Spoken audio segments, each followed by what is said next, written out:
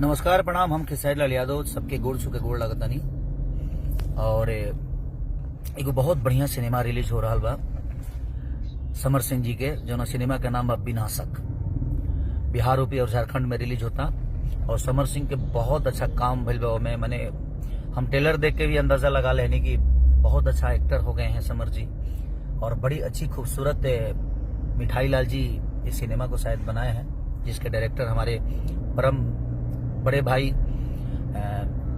दिनेश लाल यादव, उनके छोटे भाई इस सिनेमा को डायरेक्ट किए हैं मिठाई लाल यादव, जो कि हम लोग के बड़े अजीज और हमारे पारिवारिक रिलेशन है, घर परिवार से हैं। और समर हमारे बड़े अजीज मित्र भी हैं, भाई भी हैं। तो मैं आप सबसे यही निवेदन करूंगा कि समर को ढेर सारा प्यार और आशीर्वाद दीजिए, जिस तरह आप लोग खेसारी लाल यादव को देते हैं, बाकी सब स्टारों को देते हैं, उसी तरह प्यार और आशीर्वाद हमेशा दुलार में